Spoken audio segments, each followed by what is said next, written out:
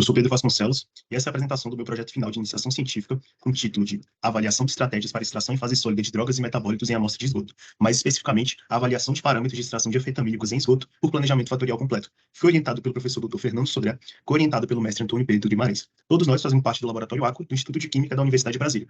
Uma das principais linhas de pesquisa do Aqua é o projeto Glossina, que visa, a partir da análise de esgoto, gerar estimativas temporais e espaciais para o uso de drogas em cidades brasileiras. Como sabemos, a rede de esgoto é uma matriz extremamente complexa, em que diariamente milhares de substâncias, como medicamentos e drogas, são excretados nas nossas estações de tratamento. Portanto, o alvo do nosso projeto, como está aqui na imagem, a representação de um anfetamínico popularmente conhecido como êxtase, é aplicar a epidemiologia baseada no esgoto para estimar essa substância. Então, a epidemiologia baseada no esgoto é uma metodologia que estabelece sequências analíticas, desde a amostragem do nosso esgoto bruto, passando pela extração dos mil marcadores, até chegar na etapa de identificação e quantificação dos analitos de interesse, geralmente por meio de espectrômetro de massa, acoplado a técnicas cromatográficas. O objetivo geral do presente trabalho é avaliar importantes parâmetros na etapa de preparo de amostra, uma etapa crítica da nossa sequência analítica. Então, o preparo do esgoto bruto será variado alguns parâmetros e iremos, assim, inferir a respeito da extração de metabólitos estimulantes do tipo anfetamina, os ATS, também conhecido como anfetamínicos. Os fatores estabelecidos foram o pH, pois interfere na extração dos metabólitos, já é presente na literatura. A filtração, porque também a ordem que ocorre a sequência analítica pode também interferir, então teremos filtração antes do ajuste e após o ajuste de pH, e a dissolvência com metanol, pois o metanol é um solvente orgânico e pode aumentar a solubilidade do nosso analito na fase líquida. Então, aqui é a nossa lista de ATS selecionados: anfetamina, metanfetamina, MDA e MDMA. Para a metodologia, estabeleceu-se um planejamento fatorial de 2 níveis, mais 1 e menos 1, no qual o ajuste de pH 2 e 6, filtragem antes e após o ajuste de pH, e com e sem adição de metanol.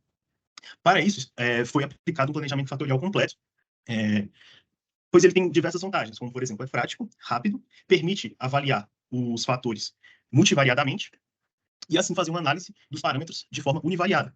Então, foram 3 fatores, pH, filtro e metanol, gerando, assim, 2 elevado a 3, 8 ensaios. Só que vocês podem notar que o 4 é o único ensaio em triplicado. Isso porque foi necessário estabelecer um dos pontos para encontrar o desvio padrão.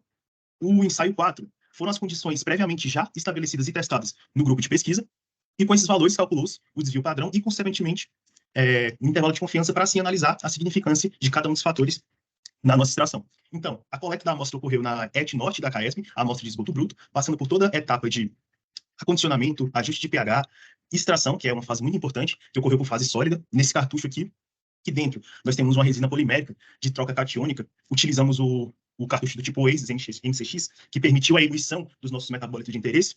E após essa etapa de extração, foi conduzido a um sistema HPLC-MS, um cromatógrafo líquido de alta eficiência acoplado a espectrômetro de massas em modo Tandem. E assim, foi possível determinar os perfis de calibração e concentração para cada um dos analitos.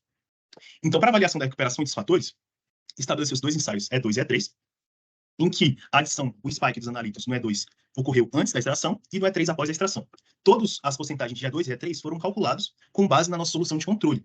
Além disso, também realizou-se a calibração, utilizando superposição com a matriz de esgoto previamente já filtrada. Para avaliação do efeito, essa equação matricial foi resolvida, no qual a matriz X é essa matriz de planejamento que eu mostrei anteriormente aqui, e a matriz Y será as recuperações, aqui no caso em porcentagem, que nada mais é do que a razão entre o E2 e o E3, para cada um dos ensaios. Também estabeleceu-se a variância, em que o S é o desvio padrão do nosso ensaio 4, estabelecido em triplicata, e assim determinou-se o intervalo de confiança para cada um dos analitos. Então, esses foram os resultados obtidos. Com isso, a gente conseguiu obter as porcentagens de E2 e E3 e as recuperações para todos os ensaios.